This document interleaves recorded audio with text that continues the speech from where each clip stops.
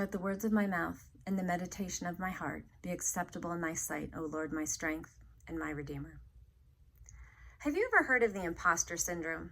Despite their success, a person constantly deals with self-doubt and anxiety, always feeling like they're faking it and haven't truly earned their achievements.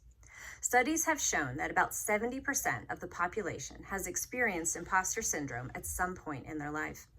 I remember watching Oprah once, and she said that she feels like an imposter too. If even Oprah thinks she's just winging it, what chance do you have? Regardless of reality, you can feel you don't deserve the good things that happen to you. You may sometimes project imposter syndrome on those who are different from you, which can lead to the belief that they aren't worthy of kindness or goodness. How many times have you not interacted with someone because they were too different? You want to stay in your comfort zone with people like yourself, so you avoid what is different or unknown. It is human nature to set up racial, cultural, and/or religious barriers against others, whether it is intentional or not. Think about all the times you intentionally or unintentionally excluded people in your life. Think of a time when you were excluded. How did that make you feel? I pray that you know that you are worthy and deserving of being filled with the Holy Spirit. In Jesus' time, people didn't normally travel straight north. They would go out of their way to avoid Samaria, like someone taking the long route home to avoid the bad part of town. Men and women did not interact with each other, Jews and Samaritans did not interact with each other, and strangers definitely did not interact with each other. Jesus went intentionally into Samaria and spoke to a Samaritan woman who was a stranger. He showed her just as much love and compassion as any of his disciples. By interacting with the Samaritan woman, Jesus showed that anyone and everyone is worthy of the Holy Spirit, the living water.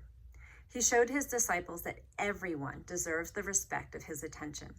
It doesn't matter where you live, what gender you identify with, who you know, how you worship, or even if you run 5Ks for fun. You are worthy of and filled with the Holy Spirit. The Holy Spirit fills everyone. When you focus on it, you can feel the inner warmth, peace, and joy that the Holy Spirit brings. You feel loved, empowered, and want to spread that love and joy to others. Nadia Boltz-Weber, a Methodist priest, has written a fantastic book called Accidental Saints. Each chapter is a story of someone in her life who has taught her a lesson. The people are often random, a chance encounter. If you allow yourself to be open to all people, you increase your ability both to share and receive the Holy Spirit. A few months ago, a friend was given a workshop challenge. Reach out to someone you haven't connected with in a while.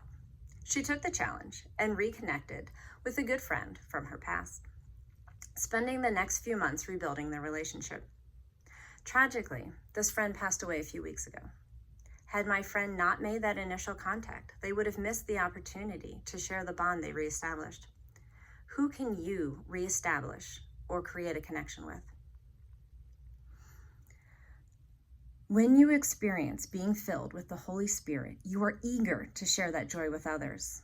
What would that look like? You are now ready to live your authentic life. Figure out your core values through prayer and make sure that your actions match them. Accept your flaws. Stop comparing yourself to others. Showing truth and love in your life allows you to honor God's truth and love.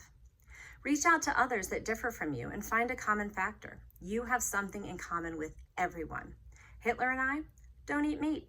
Bradley Cooper and I both come from the same tiny hometown outside of Philadelphia. Tom Hanks and I are both Episcopalian.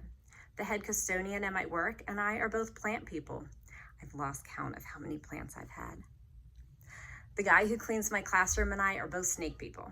The coworker who always has questions right when a meeting is about to end and I are both passionate about our jobs and educating others. When you realize that you are not all that different from others when you are living your authentic life, it will be easier for you to see that you are worthy. The world is not nearly as big as you think it is. You are one of God's children, worthy of his love and to be filled with the Holy Spirit. So go out, show the world your authenticity, acceptance, love, and joy. Know your worth. Share the Spirit.